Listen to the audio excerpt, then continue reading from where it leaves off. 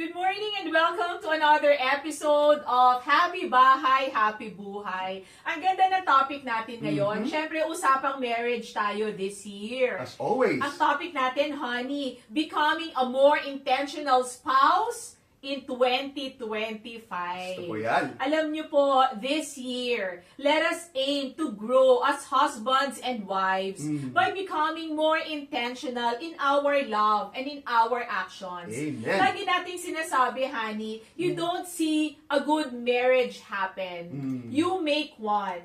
Marriage requires effort. Talaga namang labor. Effort ka in order to make your marriage a successful one. That's right. Kaya naman po itong umaga na to, we are giving you 4 simple yet powerful ways to become a better spouse this year. Amen. Sino po ang gusto na maging mabuting asawa this 2025? Ako Ako! gusto ko yan.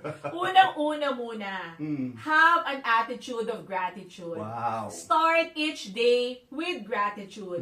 Begin each day, pagmulat pa lang ng mata ninyo, thank God for your spouse. Amen. Thank you, Lord, katabi ko yung asawa ko kasi marami nga wala ng asawa, namatayan na asawa. So isang dapat ipagpasalamat na buhay ang asawa mo, katabi mo, kapiling mo. And when you wake up, say something to your spouse that would inspire him the entire day.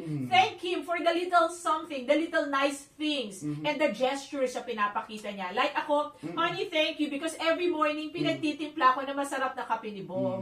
And lagi niya akong pinagluluto ng pagkain na paborito ko. So, always have this attitude of gratitude, hindi lamang po sa Panginoon, pero maging sa iyong asawa. Amen. Honey, I'd like to give emphasis lang dun sa sinabi mo na having a heart of gratitude. Napaka-importante po sa isang Kristiyano to have a heart of gratitude. Yes. Kasi alam po ninyo, kung marunong po tayong magpasalamat and to appreciate all the things that surrounds us, lahat ng blessing ng Panginoon, we don't have way for envy. We don't have way for jealousy, bitterness, for yes. fostering jealousy and being envy, honey, no? Yung Envious, inggit, yes. yung pagkakaroon ng puot sa ibang tao, walang room for that if you have a heart of gratitude. Ikalawa, honey, no? Serve without expecting in return. This is I very call important. that preferring your spouse. Amen. Honey, hindi naman kasi maganda na, honey, pinagluto kita ha, dapat Palitan next week, mo. pagluto mo rin ako. Honey, this week, ako naglinis ng bahay, nilinis ko yung kwarto mo.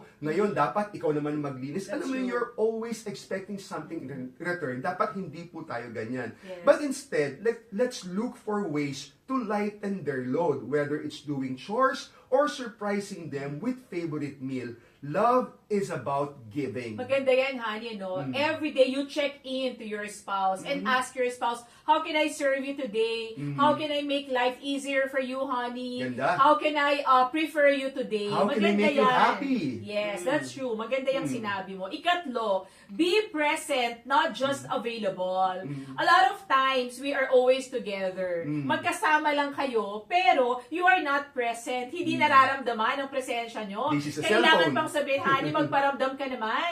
Yung iba nga, honey, magkatabi na sa kama, pero nanonood ng TV, nagagadgets, iba? So this year, let us aim to be present for our spouse. Amen. Give our spouse our 100% attention. Undivided time, tawag nga po doon. Put away distractions during your quality time. Active listening is the key. Kailangan pag nag-uusap kayo o nagkikwentuhan kayo, eye-to-eye contact. Hindi yung may sinasabi ang asawa mo pero kung saan-saan ka nakatingin, di ba? So honor your spouse by giving him your undivided attention. Honey, in simple words, honey, you have to savor every moment seize you the are moments. with your spouse. That's Dapat right. namnamin, maigi ang mga sandali na kasama mo ang iyong Enjoy asawa. each other's company. At ikaapat, ito gustong-gusto ko to and dapat itong gawin ng lahat ng mag-aasawa. Invest in your marriage spiritually. That's a basic, honey, ano? Very Yes, foundational. very important. Napakahalaga po sa isang mag-asawa na meron kayong Spiritual life matibay na together. sandigan Yes. bilang mag-asawa at yan po ang Panginoon. Pray for and with your spouse. Importante that a husband and wife, you need to spend time praying together. Attend church or marriage seminar together to strengthen both your faith and your relationship. Kasi bilang mag-asawa po, when you pray together, I believe, honey,